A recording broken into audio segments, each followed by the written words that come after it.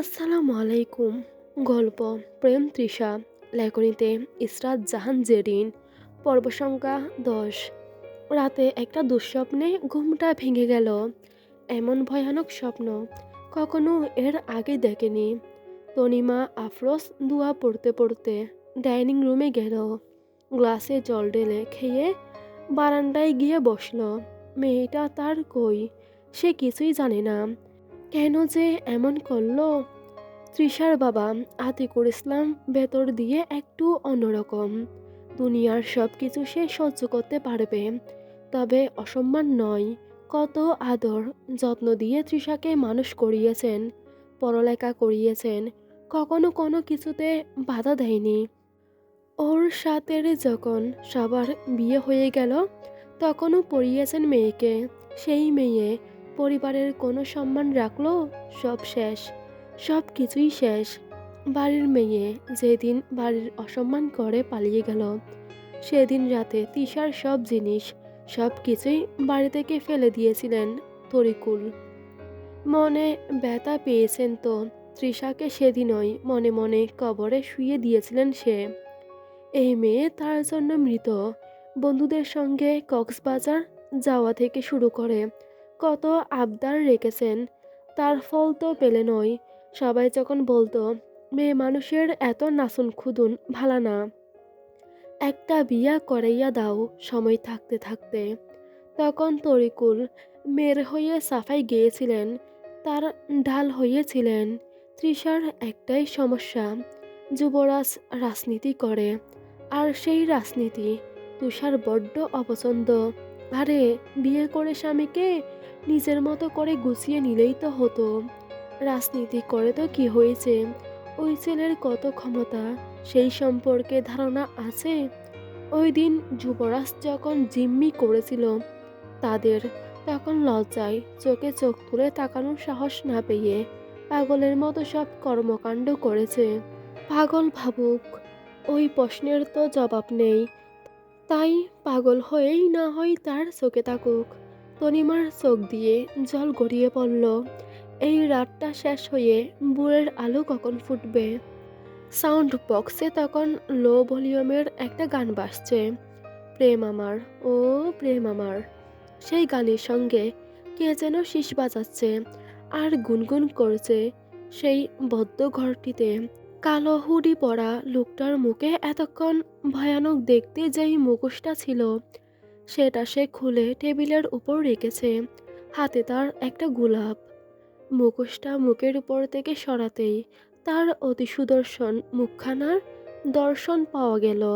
যেই মেয়েটা ঘরের কোণে বাঁধা অবস্থায় পড়ে আছে, তার এই মুখশ্রী দেখে কোনোভাবেই বিশ্বাস হচ্ছে না যে এই সুন্দর চেহারার পেছনে লুকিয়ে আছে একটা ভয়াল রূপ।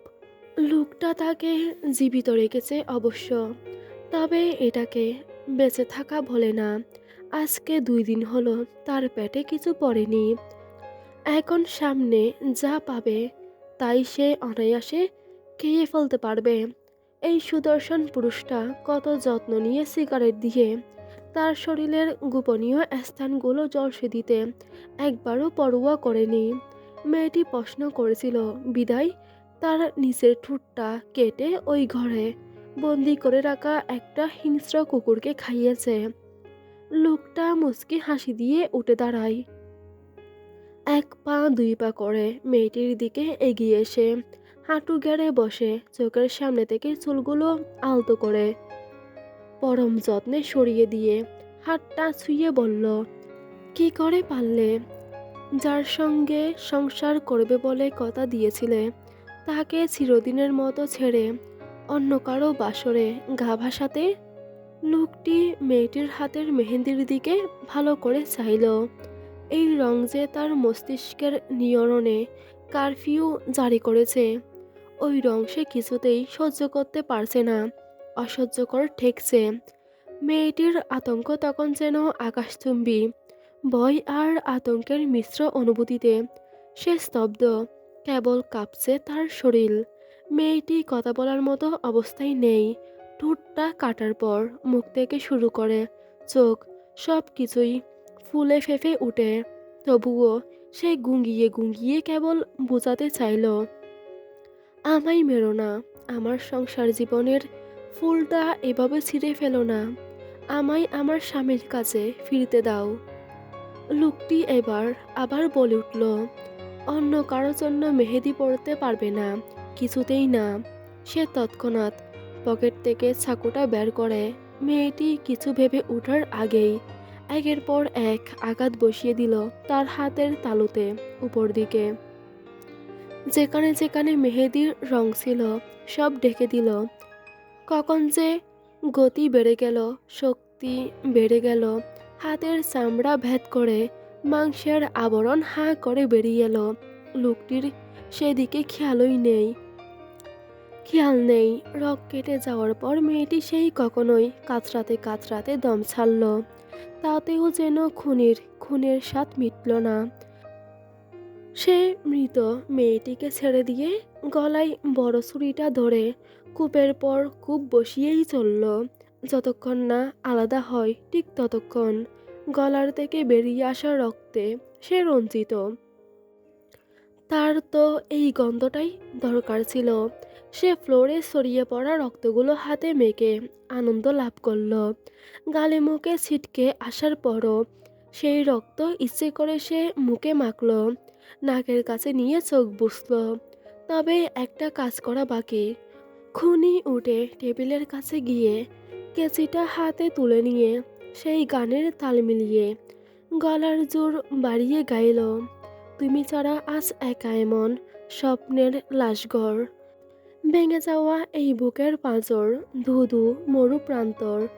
তবুও প্রেম এসে ভালোবেসে আজও দেখা দিয়ে যায়। যেই ছুতে চাই আমি হাত বাড়াই, কেন দূরে সরে যাই। প্রেম আমার, ও প্রেম আমার। গান গাইতে গাইতে গোড়া থেকে চুলগুলো কেটে নিয়ে বলল, এই চুলগুলো কোন পুতুলটার চুলে লাগাই বলো তো নবরা? জগন্নাথ বিশ্ববিদ্যালয়ে প্রাণীবিদ্যা বিভাগের ভ্রমণের সামনে দাঁড়িয়ে আছে তৃষা। আজ একটা প্রোগ্রাম আছে, কত মানুষ কত রংডং করে সেজে এসেছে। তৃষা গাছের সামনে দাঁড়িয়ে শিমলার সঙ্গে তাদের সমালোচনা করছে। একটা মেয়ে একটু আগে সামনের গাছটার সামনে দাঁড়িয়ে ছবি তুলছিল। তাকে দেখে তৃষ্ণা শিমলাকে বলল, দেখ দেখ, মেয়েটা নিজেকে দীপিকা মনে করছে, লাগছে তো হিরো আলমের বউ। খালি সাজলেই হয় না, সে ভাবছে তাকে কত সুন্দরই না লাগছে। বলেই দুজনের যে কি হাসি। পাশের দুটো ছেলে যাচ্ছিল, তাকে দেখে শিমলা তৃষাকে বলল, এই তৃষা, এইটা তোর আর ওইটা আমার। তৃষা মুখ বাঁকিয়ে বলল, না না, এসব তুই রেখে দে, আমি ভালো হয়ে গেছি। সে কি রে, কেমন করে হলি? কারো দর্শন পেয়ে ভালো হয়ে গেছি, এখন ওই বান্দাকে পেলেই হয়েছে। তৃষা তার ওড়নাটা নাড়িয়ে নাড়িয়ে কথা বলছিল। হঠাৎ অনুভব করলো কেউ তার ওড়নায় পেছন থেকে হাত দিয়েছে। ওই শালা প্রেম নিশ্চয়। আজকে সে প্রেমকে এমন একটা ঘুষি দেবে না, একেবারে বংশের ভবিষ্যৎ অন্ধকার হয়ে যাবে মায়েরি। তৃষা গালি দেওয়ার জন্য পিছনে তাকাতেই দেখলো একটা কালো মতো ছেলে তার ওড়নাটা টেনে ধরেছে। তার সঙ্গে আরেকটা ছেলে আছে। তৃষা রেগে কিছু বলতে যাবে, তার আগেই পাশের ছেলেটা বলল, বেশি তেজ এখানে চলে না, আমাদের ভাই রাজনীতি করে। ছাত্রলীগ চিনো মেয়ে?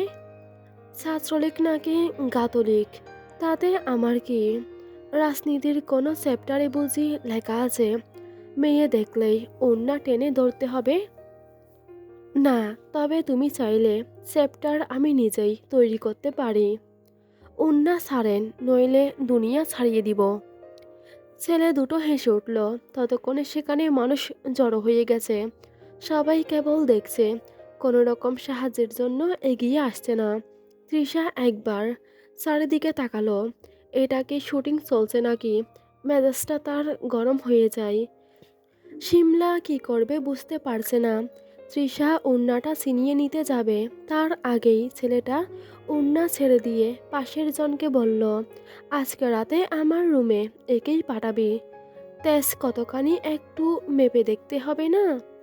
তৃষা কিছু বলতে যাবে, তার আগেই ছেলেটার কাঁধে কেউ হাত রাখলো।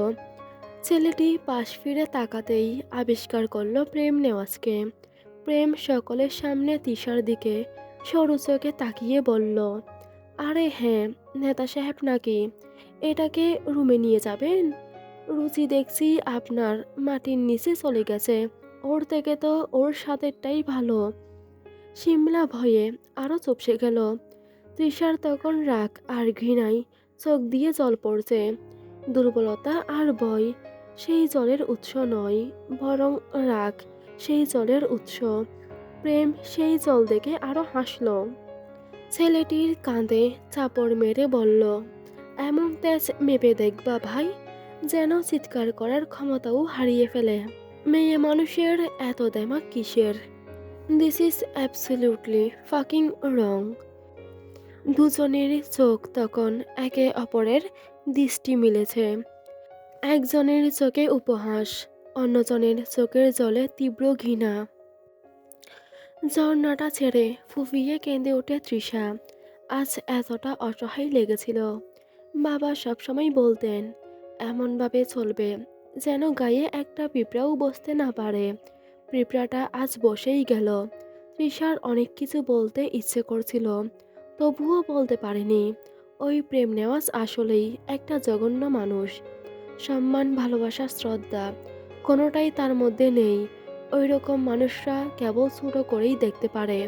তাদের কাছে মেয়ে মানুষ মানেই তাদের শরীরটা সব। মন মস্তিষ্কের দরকার নেই, মোটেও দরকার নেই।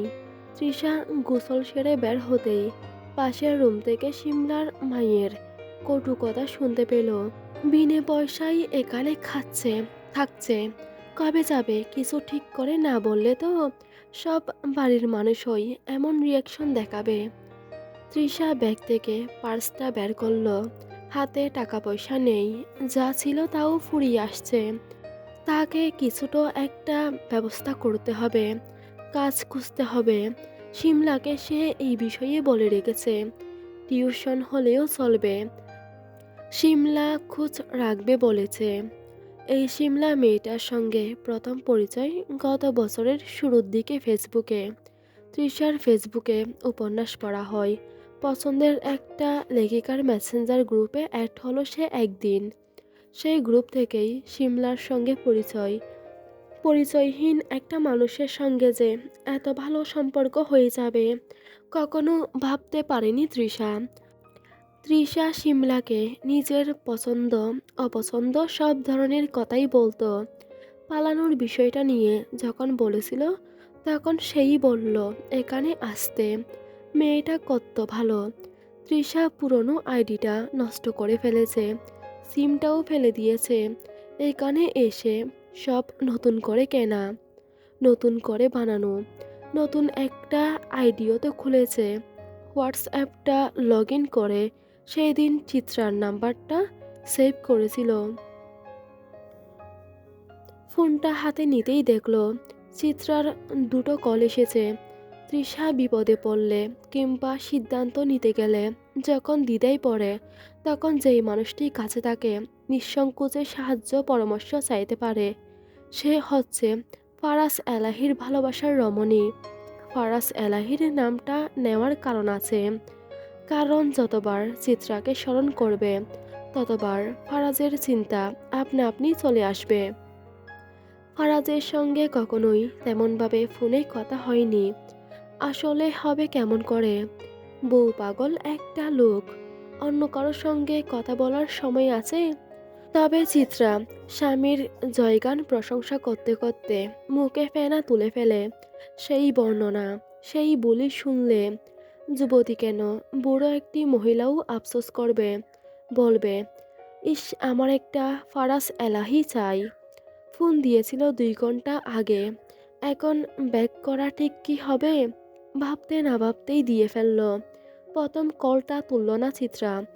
পরের বারেরটা তুলতেই ওপাশ থেকে একটা কণ্ঠস্বর বেশি আসলো, আরে রোম্যান্সের সময় কোন ছোট লোক ডিস্টার্ব করে?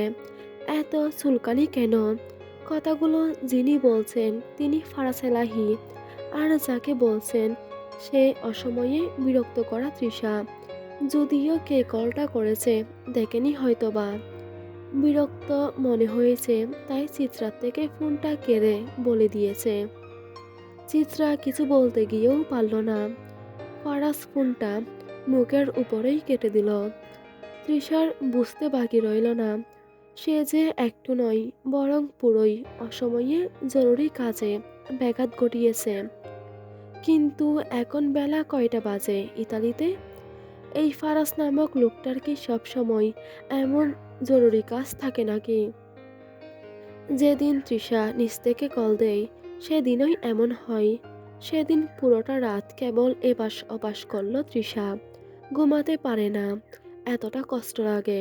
প্রত্যুষকে কল করেছিল, ব্যাক করেনি। লাইনেও এলো না আজকে। থাক, তাকে বিরক্ত করে লাভ নেই। তার তো অনেক কাজ। তৃষার মতো বেকার নাকি? তবে যতবার রাতে ভাবল তার হাতে তো টাকা নেই, বাসায় ফেরার উপায় নেই। বাড়িতে ফিরলে যুবরাজ তুলে নিয়ে গিয়ে হলেও তাকে বিয়ে করবে। ওই লোককে বিয়ে করা সম্ভব নয়। বয়সে কত তফাৎ তাদের, আর পছন্দ অপছন্দেও। যতই ক্ষমতা হোক, মানুষ তার জন্য পাগল থাকুক না কেন, এমপি হোক না কেন। তৃষা ওই রাজনীতিকে চরমভাবে ঘৃণা করে। ভালো মানুষও রাজনীতিক ক্ষমতা টিকিয়ে রাখতে খারাপ পথ বেছে নেয়। ওই পথ কাউকে ভালো থাকতে দেয় না, অসুরে বদলে ফেলে। তবে ভার্সিটির সেই ঘটনার কথা যখন যখন মনে পড়ল, তৃষার চোখ থেকে আপনা আপনি জল গড়িয়ে পড়ল। প্রেম নেওয়াজ খারাপ মানুষ সে জানত, কিন্তু এতটা জঘন্য তা জানত না। ভালো হলে তো ছেলে দুটো তার সামনে কথাই বলতে পারতো না, দিত ধরে কেলানি। এত শরীর ফিট রেখে বডি করে লাভ কি? যদি একটা ছেলে একটা মেয়েকে নোংরা কথা বলে তার প্রতিবাদ না করে, উল্টো তালে তাল মেলায়। তৃষা পাশ ফিরল, চোখের জল গিলে বলল, তৃষা তুই তো দুর্বল না, জানোয়ারকে জানোয়ারই ভাববি, মানুষ ভাবার দরকার নেই। আর প্রেমের কাছে এর চেয়ে বেশি কী বা আশা করিস তুই? সকালবেলা পুরান ঢাকার অলিগলি ভেদ করে হেঁটে গেলে দূরে জগন্নাথ বিশ্ববিদ্যালয়ের ফটকটা চোখে পড়ে। চারিদিকে গাছপালা, বিজ্ঞান অনুষদের চারপাশে কতগুলো কৃষ্ণচূড়া ফুল, কি সুন্দর দেখতে যে লাগে। আজকে সকাল থেকে প্রেম নেওয়াজকে দেখতে পায়নি সে। ভালোই হয়েছে, ওই লোককে দেখলে ঘৃণায় শরীর জ্বলবে। ক্লাস শেষে বের হতেই শিমলার ফোনে একটা কল এলো। সে রিসিভ করে কথা বলে তৃষাকে জানালো, জানিস তোর জন্য একটা গুড নিউজ আর আমার জন্য একটা ব্যাড নিউজ আছে, কোনটা শুনবি? দুটোই একসঙ্গে বল। তোর জন্য চাকরি পেয়েছি, একটা ছাত্রী পড়াতে হবে। আহামরি খুশির কিছু নয়, একটা ছাত্রী পড়ালে কতই বা বেতন পাওয়া যাবে? থাকা খাওয়া চলাফেরার খরচ উঠে যাবে। আরে যাবে যাবে। কিভাবে? যেই মেয়েকে পড়াতে হবে সে এক নাম্বারের গবেট শুনলাম। মেয়ে মানুষ তো, তার মার আবার মহিলা টিচার চাই। তাও এমন মহিলা টিচার যে তাদের বাড়িতেই থাকতে পারবে আর 24 ঘন্টা টাইট দিয়ে মেয়েকে সোজা করতে পারবে বদ থেকে। তার মানে তুই সেখানে থাকতে পারবি, খেতে পারবি, মাস শেষে ভালো মাইনেও আছে। এছাড়া তোর দরকারি জিনিসের খরচ তো তারা দিবেই। তৃষার মন খুশিতে ছলছল করে ওঠে। তবে এত সুযোগ সুবিধা কি এখনকার যুগে কেউ কাউকে দেয়? একটু বেশি বেশি হয়েই যাচ্ছে না? শিমলার সঙ্গে হাঁটতে হাঁটতে তৃষা শান্ত চত্বরের দিকে এগিয়ে যেতেই দেখল সেখানে প্রেমের বাইকটা দাঁড় করানো। সেখানে কেবল যে প্রেমের বাইকটা রাখা সেটা বললেও ভুল হবে, কারণ সেখানে অঙ্কুর সহ আরও অনেকগুলো ছেলে ছিল। প্রেমকে সবাই ঘিরে রেখেছে। প্রথম দেখাই যে কারো লাগতে পারে। কোনো মানুষ মরে গেছে আর সবাই তাকে দেখার জন্য ভিড় করেছে। তৃষা গানের শব্দ পেয়ে ২ পা এগিয়ে যেতেই দেখল ভিড়ের মধ্যে একটা ছেলে বসে আছে। ২ পাশের মানুষ তার দিকে হাঁ করে তাকিয়ে আছে মনোযোগ সহকারে। সে এগিয়ে গিয়ে ভালো করে তাকালো সেই ছেলেটির দিকে। ডান হাতে কালো ব্রিব্রেট ব্যাসলাইট পরা, গলায় কালো মতো একটা লকেট, মনে তো হচ্ছে কালো একটা কাইটনের সঙ্গে গিটারের মতো দেখতে একটা লকেট লাগানো। ছেলেটির পরনে একটা চেক শার্ট, ঝাঁকড়া চুলগুলো পড়ে আছে চোখের সামনে, শার্টের সঙ্গে রুট চশমাটা ঝুলানো। তৃষা কাছে আসতেই সে ছেলেটির তীক্ষ্ণ চাহনি তার দৃষ্টির সঙ্গে মিলিত হয়। ছেলেটি গিটারটা কুলে নিয়ে টুংটাং শব্দ তুলে তৃষার চোখের দিকে চেয়ে গান ধরল। আমি তোমাকে আরো কাছ থেকে, তুমি আমাকে আরো কাছ থেকে, আমি তোমাকে আরো কাছ থেকে, তুমি আমাকে আরো কাছ থেকে। যদি জানতে চাও তবে ভালোবাসা দাও, ভালোবাসা নাও, ভালোবাসা দাও, ভালোবাসা নাও। হঠাৎ আকাশ ভেদ করে বৃষ্টি নামে। শিমলা তাড়া দেয় তৃষাকে যাওয়ার জন্য। তবে তৃষা একইভাবে চেয়ে আছে প্রেম নেওয়াজের দিকে। মানুষজন জায়গা ছেড়ে কোথাও নড়ছে না। প্রেম নেওয়াজের এই বৃষ্টি ভেজা গানের আসর ছেড়ে কোথাও যাওয়া যায় নাকি? শিমলা আর তৃষার সামনে গিয়ে দুটো মেয়ে যাচ্ছিল। তাদের মধ্যকার একজন শিমলাকে বলে, আরে খবর পেয়েছো? কি? ওই ছাত্রলীগ নেতা আর তার চামচা এখন হাসপাতালে ভর্তি। আল্লাহ জানে কাল তো ভালো ছিল, কে এমনভাবে পশুর ন্যায় পেটাতে পারে। জানো কিছু? শিমলা মাথা ২ পাশে নাড়ালো। সে কিছু জানে না। তবে মেয়ে দুটো চলে যেতেই একবার প্রেমের দিকে তাকালো। তারপর তৃষাকে হিসিয়ে বলল, কিরে, আমার তো মনে হচ্ছে প্রেম ভাই মেরেছে। তুই কিছু জানিস নাকি? তৃষার দৃষ্টি এবার আরো গভীরভাবে মিলল প্রেমের দৃষ্টির সঙ্গে। দুজনের দৃষ্টি একে অপরের দিকে, তবুও কেউ কারোর সঙ্গে কথা বলছে না। তৃষা প্রেমের দিকে তাকিয়ে শেষবার মনে মনে শুধিয়ে উঠল, আপনি যে ওই ছেলে দুটোকে কুত্তার মতো উদম কেলিয়েছেন তা বুঝতে তৃষার ন্যানো সেকেন্ডও খরচা হয়নি। আহা প্রেম ভাই, আপনার এতগুলো রূপ নিয়ে চলাফেরা করতে বুঝি একটুও কষ্ট হয় না? তৃষার ব্যাগ গোছাতে গোছাতে সন্ধ্যা হয়ে যায়। এখন মনটা ফুরফুরে লাগছে। লাগার কারণ আছে। ওই যে প্রেম নেওয়াজ যে কেলানি দিয়েছিল, শালার ঘরের শালার জন্য কত লিটার চোখের পানি অপচয় হয়ে গেল রে। এইসব কত কষ্ট করে বাঁচিয়ে রেখেছিল সে। প্রত্যুষের সঙ্গে যেদিন তার বিয়ে হবে সেদিন একটু কান্না করতে হবে না? না কাঁদলে বিয়ের ফিলিংস আসে নাকি? কিন্তু এত দামি মেকআপটা যদি খাল্লাস হয়ে যায়। শিমলা ওই বাড়ির ঠিকানা তৃষাকে দিয়েছে। জিনজিয়ার বাড়িটা, নামটা এত খেয়াল করেনি। আগে তো ওই এলাকায় গিয়ে পৌঁছাতে হবে। যাওয়ার সময় শিমলা এমনভাবে কাঁদছিল যেন তৃষা মরে টরে গেছে, আর কখনোই দেখা হবে না। আর ওর মাকে দেখো, সে তো কত ঢং করে বলল, এখানে থেকে গেলেই পারতে মা। ইস কি ঢং! অথচ পাশের রুমে তৃষা এখনো যায় না কেন তা নিয়ে কাহিনী করেছে। যে বাড়ির সামনে দাঁড়িয়ে শিমলাকে আবার কল দেয়। ভুল কোনো ঠিকানা দিল না তো? শিমলা নিশ্চিত হয়ে জানালো, তার দেওয়া ঠিকানায় কোনো ভুল নেই। ভুল হতেই পারে না। তৃষা গেটের সামনে তাকিয়ে আরও একবার নাম ফলকের দিকে দৃষ্টি স্থির করল। বাড়ির নাম নেওয়াজ কুটির। ওই ঘুরে ফিরে নেওয়াজই রাখতে হলো। দেখ, যেখানেই যাই সেখানেই নেওয়াজ চলে আসে। আর ভালো লাগছে না।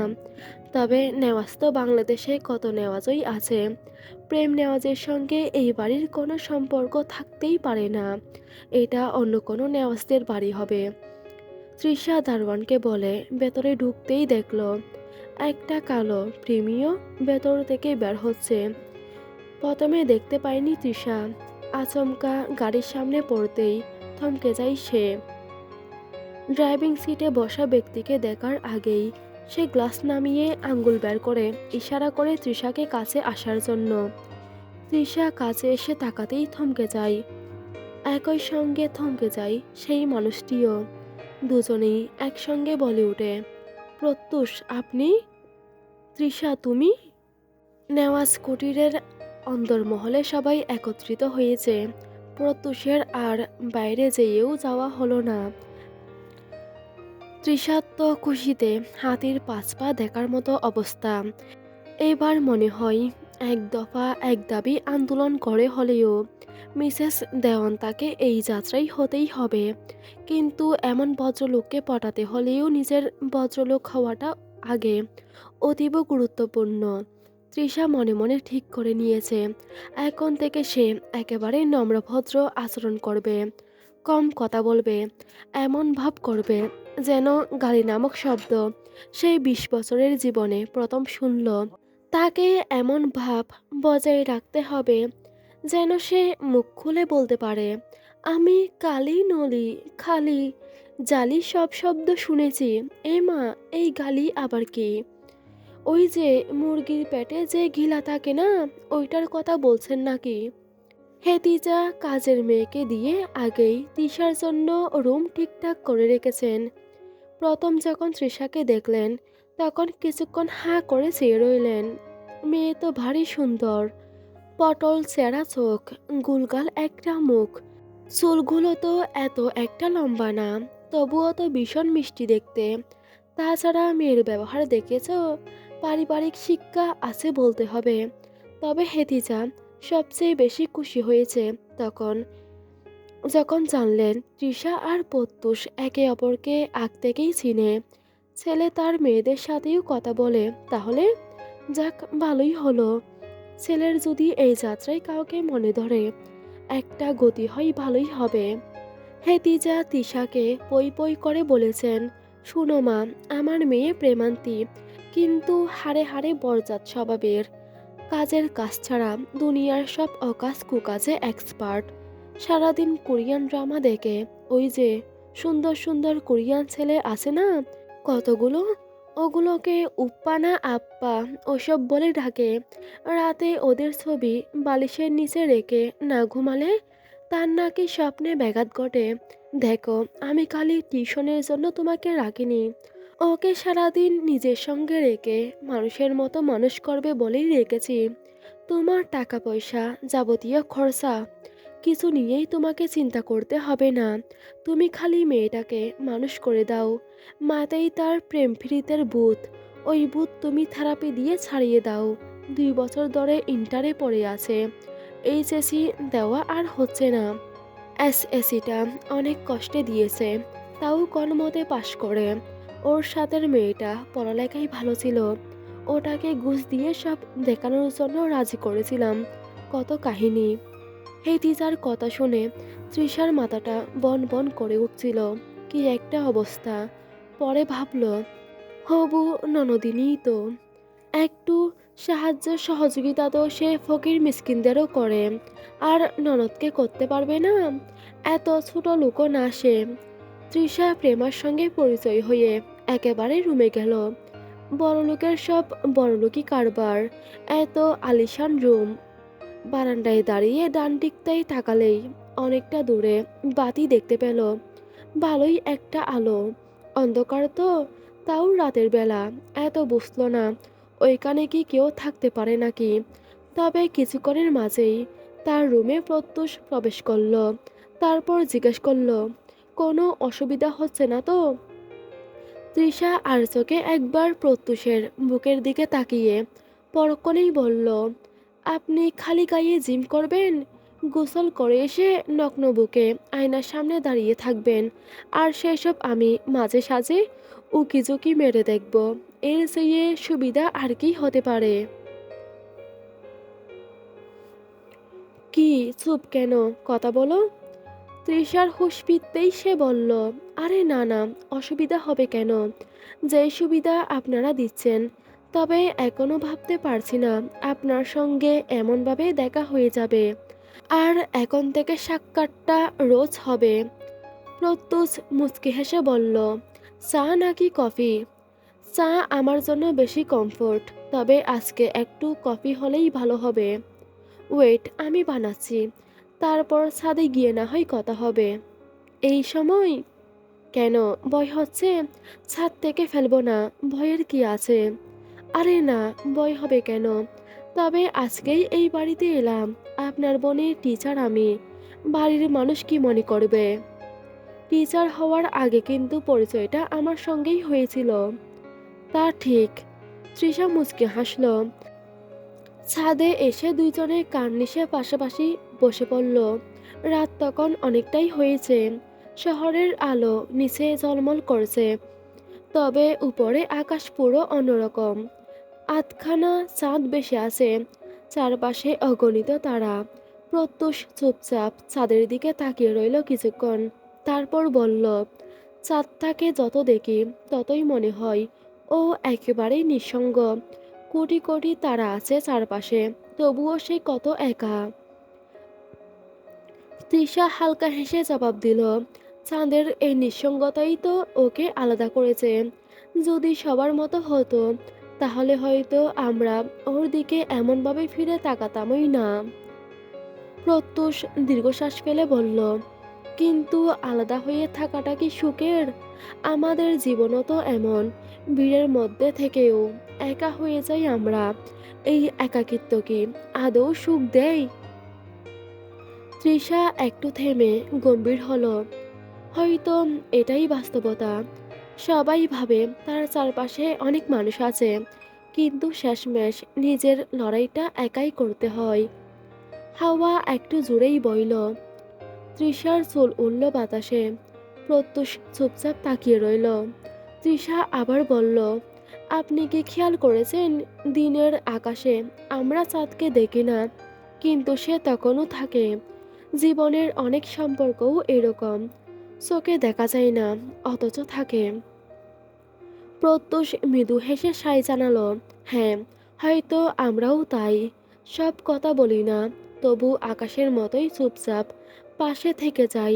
আচ্ছা, তুমি খেয়াল করেছো, শহরটা দিনে যত কোলাহল থাকে, রাতে ততটাই একা হয়ে যায়? তৃষা চায়ের কাপটা আঁকড়ে ধরে বলল, শহর একা হয় না, একা হই আমরা। দিনের ভিড়ে সেটা বুঝি না, রাতে আকাশের নিচে টের পাই। প্রত্যুষ হালকা হেসে ফেলল। তুমি সব কিছুকে এত দার্শনিকভাবে দেখো কেন? এটা দর্শন নয়, এটাই তো বাস্তবতা। আমরা কত দৌড়াই, কত হাসি আনন্দ করি, অথচ শেষমেশ নিজেদের ঘরে ফিরে আবার চুপ হয়ে যাই। সত্যি কথা বলতে কি, আমি মাঝে মাঝে ভয় পাই ভবিষ্যৎ নিয়ে। এই যে পড়াশোনা, কাজ, শেষমেশ কি এসব ভিড়েই আমাদেরকে হারিয়ে যেতে হবে? প্রত্যুষ এবার গম্ভীর হলো। আলাদা হয়ে থাকা সহজ নয়, আবার ভিড়ের সঙ্গে মিশেও নিজের মতো থাকা কঠিন। এই তো আমাদের লড়াই। কিছুক্ষণ তারা চুপ করে রইল। উপরে তারাগুলো মিটমিট কেমন জ্বলছে, তাকিয়ে আছে তাদের দিকে। তৃষা নড়েচড়ে বলল, আপনি কাউকে ভালোবেসেছেন কখনো? ভালোবাসার মতো সৌভাগ্য আমার জীবনে আসেনি, তবে একজনকে ভালোবাসতে দেখেছি, ধ্বংস হতে দেখেছি খুব কাছ থেকে। একতরফা ভালোবাসার ক্ষমতা সেদিন অনুভব করেছিলাম। তৃষা চুপচাপ শুনছিল। প্রত্যুষ পুনরায় ধীরে ধীরে বলল, অদ্ভুত না, একতরফা ভালোবাসা মানুষকে যতটা কষ্ট দেয় ততটাই বাঁচিয়ে রাখে। মনে হয় কেউ জানুক না জানুক, আমি অন্তত তাকে ভালোবেসেছি। এইটুকুই আমার বেঁচে থাকার কারণ, আমার জন্য এক টুকরো সান্ত্বনা। তৃষা স্নান হেসে সায় দিল, কিন্তু সান্ত্বনা চিরকাল ঠেকে না। একসময় সেই ভালোবাসাই একাকিত্ব হয়ে ফিরে আসে। দুজনেই কিছুক্ষণ চুপ, বাতাস কেবল ঝাপটাই কাগজের শব্দ। প্রত্যুষ এবার গম্ভীর হয়ে বলল, ভালোবাসার আসল ভয়টা কোথায় জানো? শুরুতে নয়, শেষের দিকে। যখন বুঝি সব শেষ হয়ে যাচ্ছে, তখনও বুকের ভেতর অনুভূতি থেকে যাচ্ছে, ভালোবাসা থেকে যাচ্ছে। বিচ্ছেদ আসলে ভালোবাসাকে মারে না, বরং আরো জাগিয়ে তোলে। তৃষা ধীরে ধীরে মাথা নাড়ালো। তার চোখ কোথাও দূরে। হয়তো ঠিকই, ভালোবাসা তো শেষ হয় না, শুধু মানুষগুলো আলাদা হয়ে যায়। আমরা ভাবি ভুলে গেছি, আসলে বলতে পারি না। বরং নীরবতার ভেতর আরো তীব্র হয়ে ওঠে ভালোবাসার ক্ষত। প্রত্যুষ মৃদু হেসে বলল, তাহলে কি ভালোবাসা মানেই শেষমেশ একাকিত্ব? তৃষা উত্তর দিল না। হাওয়ার ঝাপটায় তার চুল এলোমেলো হলো। সে কেবল দম নিয়ে বলল, হয়তো। তবু মানুষ বারবার ভালোবাসে, কারণ একাকিত্বের ভেতর যে শূন্যতা, সেটা ডাকতে হলেও ভালোবাসতে হবে। বারবার, শতবার, নতুন কাউকে, নয়তো নতুন একজনকেই বহুবার। জানো, আমি মাঝে মাঝে ভাবি, আমরা এত ভেতরের কথা আকাশের সঙ্গে বলি, অথচ একে অপরকে বলার সাহস হয় না। তৃষা কাপ থেকে শেষ চুমুক দিয়ে উত্তর দিল, কারণ আমরা জানি কথা বললে হয়তো বাস্তবতা পাল্টে যাবে, আর আমরা কেউই হয়তো সেটা চাই না। তৃষা এবার প্রত্যুষের দিকে তাকালো। প্রত্যুষ আর তাকালো না, কেবল বলল, চলো নেমে যাই, রাত অনেক হলো। আকাশ থাক তার মতো, আমরা আমাদের বাস্তবতায় ফিরি। রাতের আকাশ ঘন অন্ধকারে ঢাকা। দূরের শহরের একটানা মৃদুবাতি আর ধূসর আলো ফাঁকে ফাঁকে ছায়া ফেলছে। রাস্তার ধারে দাঁড়ানো বাইকগুলো লাইট ঝলমল করছে। ইঞ্জিনের তাপে বাতাস কেঁপে উঠছে ক্ষণে ক্ষণে। প্রেম নেওয়াজ হেলমেট ঠিক করে বসেছে তার বাইকে। তার পাশে দলমতের কিছু সদস্য। প্রস্তুত? তার দলের একজন জিজ্ঞেস করল। প্রেম শুধু মাথা নাড়ালো, কোনো শব্দ নেই। প্রেমের উপরের দিকে কালো লেদারের জ্যাকেট, কাঁধ এবং কোমরের চারপাশ প্যাডিং দিয়ে তৈরি। জ্যাকেটের পিছনে সূক্ষ্ম স্ট্রাইপ, যা বাইকের লাইটে ঝলমল করছে। নিচে পরা ডার্ক গ্রে বা ব্ল্যাক ফিডেড জিন্স, পায়ে মোটরসাইকেল বুট, পায়ের গোড়ালি পর্যন্ত ডেকে রাখে, যাতে ব্রেক বা স্ট্যান্ডের সময় সে নিরাপদ থাকে। হাতে কালো ফিডেড গ্লাভস। রেস শুরু হলো। রাতের নিস্তব্ধতা ভাঙল বাইকের গর্জন দিয়ে। প্রেমের হাত পা চোখ সব কিছুই একছন্দে। বাইক যেন তার অঙ্গপ্রত্যঙ্গের অংশ। চারপাশে অন্য দল। রাস্তায় বাঁক আসলো। প্রেম নিখুঁত কন্ট্রোলে বাইক নেভিগেট করলো। বাতাস কেটে যাচ্ছে, চুলগুলো হেলমেটের ভিতরেও উড়ছে। প্রতিপক্ষ চেষ্টা করছে তাকে পেছনে ফেলার, কিন্তু প্রেমের চতুরতা এবং অভিজ্ঞতা সবকিছু ছাপিয়ে গেছে। শেষ লম্বা সরাসরি পথ। প্রেম তীব্র গতি প্রতিটি রেসিং লাইন পার করে। ধুলো উড়ছে, কাদা ঝাপসা করছে, কিন্তু সে থামছে না। শেষ ফ্ল্যাগের কাছে পৌঁছাতেই প্রেম নেওয়াজ জিতল। রেসের শেষে বাইক থামিয়ে হেলমেট খুলল। সবাই গর্জে তাকে চিয়ার আপ করছে। দলের সবাই পানি, হুইস্কি, ড্রিঙ্কস নিয়ে তার দিকে ছুটে এলো, চিৎকার করে হাত তুলে চিয়ার করতে। দেখেছিস, আমরা জানতাম তুই পারবি প্রেম, কেউ একজন বলে উঠল। প্রেমের দলের লেডি বাইকারটার হাতে পানির বোতল। সে এগিয়ে দিতে যাবে, তখনই হেরে যাওয়া প্রতিপক্ষ বলে উঠল, হেরে গেছি তো কি হয়েছে এলিসা, তুমি আজকের রাতটা আমার সঙ্গে কাটিয়ে আমায় জিতিয়ে দাও না। প্রেম এলিসার দিকে তাকাতেই এলিসা এলো না। সে বাইকের উপর হেলমেটটা রেখে নিচে নেমেই বলা নেই কওয়া নেই একের পর এক ঘুষি মারতে থাকলো ছেলেটিকে। ছেলেটি নিজেও বুঝতে পারেনি। সবাই এসে প্রেমের হাত থেকে তাকে বাঁচানোর চেষ্টা করেও পারছে না। শেষে অঙ্কুর এসে অনেক কষ্টে প্রেমকে টেনে হিঁচড়ে সাইডে নিয়ে যায়। প্রেম বলে উঠল, আরে ছাড় আমাকে, একে তো হেরেছে, তার ওপর আমার দলের বাইকারকে নোংরা কথা বলেছে। ওকে রুমেই পাঠাবো, তবে বেডরুম না, হাসপাতালের রুমে। ততক্ষণে ভিড় জমে গেছে। কেউ একজন চেঁচিয়ে উঠল, বলল, আরে প্রেম ভাই, এই ছেলের শ্বাস চলছে না। অঙ্কুর সেই কথা শুনে প্রেমের দিকে তাকাতেই প্রেম ভাবলেশীনভাবে বলল, মাটি খুঁড়ে চাপা দিয়ে দে শালাকে। কাল রাতে আর ঘুম হলো না। প্রত্যুষের সঙ্গে কথা বলার পর আর একটুও চোখ জুড়ে ঘুমেরা এলো না। ভোরের দিকে ঘুম ভাঙল তৃষার। সে উঠে গিয়ে বারান্দায় দাঁড়াতেই এবার ডান পাশটাই চোখ পড়ল। ওই পাশটাই এত জঙ্গল কেন? লম্বা সব গাছের জন্য ভালো করে কিছু দেখতেও পারছে না। তৃষার একটু হাঁটাহাঁটি করা দরকার। সে পানি খেয়ে ফ্রেশ হয়ে নিচে নেমে এলো। বাড়ির বাইরে যাবে কিনা ভাবতে ভাবতেই চলে গেল। কত বিঘা জমির উপর এই নেওয়াজ কুঠি। আচ্ছা, প্রত্যুষের নামের শেষে তো দেওয়ান পদবী, তাহলে বাড়ির নাম নেওয়াজ কেন? অদ্ভুত তো। বাড়ির সামনে ঝর্ণা, ফল ফলাদির গাছের অভাব নেই। কি সুন্দর করে সাজানো গোছানো সব। তৃষা হাঁটতে হাঁটতে এগিয়ে গেল আরো সামনের দিকে। এখনো পুরোপুরি আলো ফুটেনি। তৃষা হাঁটতে হাঁটতে কখন যে জঙ্গলের দিকে পৌঁছে গেল। এদিকটাই আসার পর বুঝতে পারল ফোনটা সে রুমে রেখে এসেছে। এমন অন্ধকার একটা হাতে বানানো বন, যাও সূর্যের আলো ছিল। এদিকটাই আসার পর সেই অবশিষ্ট আলোগুলোও অন্ধকারে বদলে গেল। জঙ্গলটা একসময় ফুরিয়ে গেল। একেবারেই ছোট্ট একটা বন। শেষের দিকে আসতেই চোখে পড়ল একটা দুতলা কাঠের বাড়ি। চারিদিকে কেমন ছিমছাম, মাঝে একটা বাড়ি। তৃষা আর এগোবে কিনা ভাবতে ভাবতেই কানে একটা শব্দ এলো, মাটি খোঁড়ার শব্দ। এই সময়ে কে মাটি করছে? সে এবার একটু ভয় অবশ্য পেল, কিন্তু ভ্রম ভেবে পাত্তা না দিয়ে আরো দু কদম এগোতেই একটা গুনগুন শব্দ এলো। তার পা মুহূর্তেই থমকে গেল, জমাট বাঁধল। সে স্পষ্ট শুনতে পাচ্ছে কেউ গান গাইছে। এই গানের সুরটা তার পরিচিত। গানের গলা আরো স্পষ্ট হলো। শরীরের ডান পাশ দিয়ে বয়ে গেল একটা শিহরণ। কেউ গাইছে আর মাটি খুঁড়ছে। প্রেম আমার, ও প্রেম আমার। তৃষা আরেকটু এগিয়ে যেতেই হঠাৎ করে পেছন থেকে কেউ একজন তার মুখটা চেপে ধরল।